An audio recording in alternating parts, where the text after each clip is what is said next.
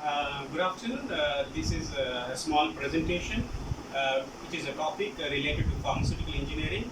I'm going to speak about the topic flow of fluids, and this is Dr. Sivaram Nallamolu, doctorate in pharmaceutical sciences, going to give a small talk on the topic flow of fluids. So here in this topic, the learning outcomes are different. There are different types of manometers where their significance is being explained, and we are going to know the various types of flow that are present in the flow of fluids, and we will be knowing about the various flow meters that are used for determining the flow of fluids, and we'll see what are the various energy losses that are observed in the flow of fluids. So these are the learning outcomes.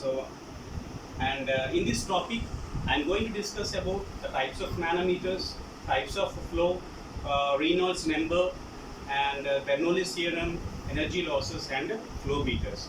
As because of this time constraint, I want to brief to a few slides to explain the important concepts of this flow of fluids. So here, the definition of a fluid goes by: a fluid is defined as a substance which flows very freely. So as in the pharmaceutical preparations, we use different types of fluids like liquids, gases, and fluidized solids, especially when we are using fluidized bed dryers. These are the examples for the fluids.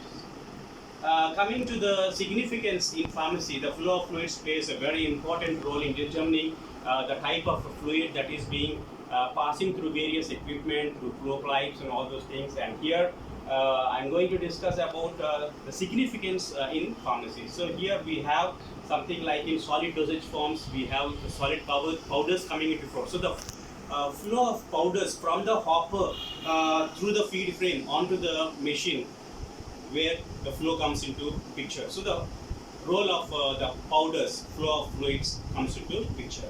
And here when we are using fluidized bed dryer, in the fluidized bed dryer, the wet granules which are being prepared and subjected for drying, they fluidize in the air.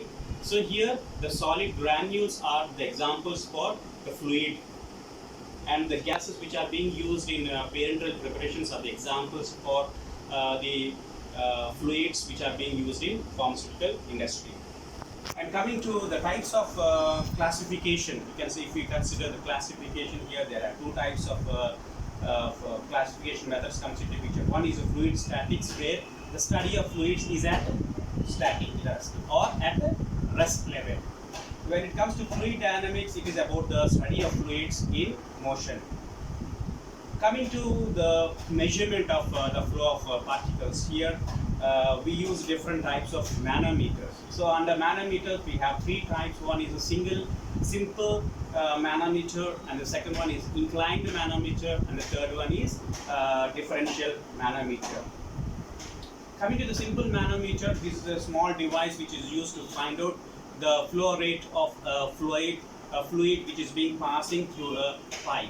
And we have this inclined manometer which is used when the pressure of the flow of fluids is low, and if we wanted to determine the flow of fluids for low pressures, then we use this inclined manometer.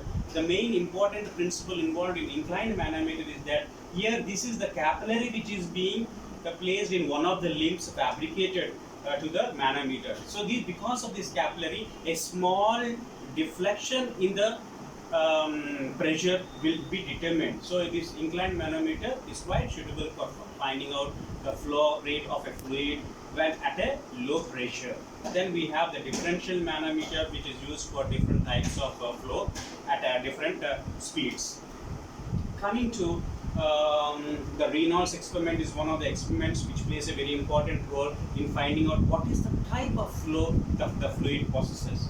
So here I will be explaining about the number. Reynolds number is given by the formula RA is equals to du rho by mu, where d is the diameter of the pipe, u is the average velocity, and rho is density, and mu is viscosity of the fluid. So based upon the Reynolds number, we can able to predict what is the character of the flow, and we can also say that the physical stability of the product and we can also say the rate of sedimentation of particles for this